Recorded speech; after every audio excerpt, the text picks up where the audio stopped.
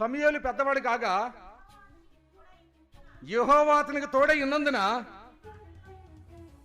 అతని మాటలలో ఏది తప్పిపోలేదు.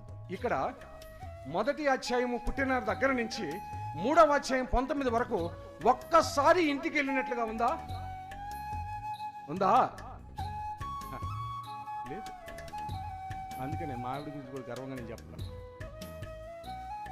11 సంవత్సరాల 3 నెలల 14 రోజులు నాతో ఉంది. ఒక్కరోజు తల్లిగారి ఇంట్లో నిద్రపోలేదు. పండుగలు కావచ్చు, పెళ్ళిళ్ళు కావచ్చు, పేరెంట్ వాళ్ళ ఇంట్లో ఏం జరగవా? కారణం ఏంటంటే లేదు. తీర్మానం కనుక ఇక్కడ పెద్దవాడైతే అప్పటి వరకు కూడా మోషే సమూయేలు తల్లిగారి ఇంటికి వెళ్ళినట్టుందా? వాళ్ళు మా పెద్దమ్మ ఇంటికి వెళ్ళేస్తే పెద్దమ్మ కళ్ళకు వస్తుందని చెప్పాడు ఏలికి ఏమన్నా? ఒకటి నేను చెప్తున్నాను, క్రీస్తుని నమ్మావునంటే ఈ లోకాన్ని నమ్మించి క్రీస్తుని నమ్మావంటే, అందుకని నేను వాడి నుంచి ముందు నుంచి కూడా చెప్తున్నాడు, నన్ను చూడతో క్రీస్తునే చూడు. నన్ను చూసామంటే పడిపోతాను. నేనైతే నేను చూడండి, నేను క్రీస్తునే చూస్తాను.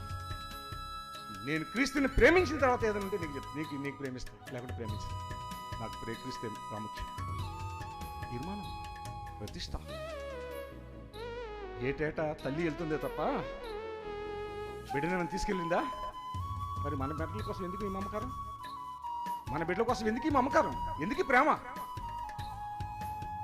ప్రతిష్ఠించిన తర్వాత నీకు ఈ ప్రేమ ఉంటే నువ్వు నటించి ప్రతిష్ఠించావా?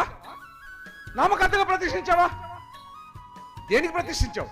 తేల్చుకో. ఈరోజు ప్రతిష్ఠించడం అంటే మాటలతో కాదు, చేతలతో ఉండాలి. కారణం ఏంటంటే దేవుని నిమిత్తం ప్రతిష్ఠించబడ్డాడు. ఇక మనవాడు కాదు, వాడు ఇక మనది కాదు. అది ఉదాహరణ మీకు చెప్పనా?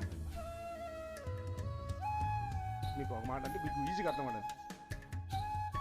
ఒక 100 రూపాయలు వేసారు దీంట్లో, మళ్ళీ అది అడిగి తీసుకునే అధికారం ఉందా మీకు? ఉందా? మరి ఇక్కడ వేస్తే ఒకటి, మాట ఇస్తే ఒకట? నీకు ఈజీగా అర్థం అవడం చెప్తున్నాను. ఇక్కడ వేస్తే ఒకటి, నువ్వు మాట ఇస్తే ఒకట.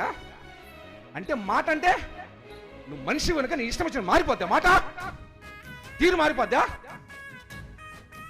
లేదండి, ఇచ్చిన మాట నిలిచి ఉండాలి. నువ్వు చచ్చినా పర్లేదు. ఏముండాలి ఇక్కడ? మాట.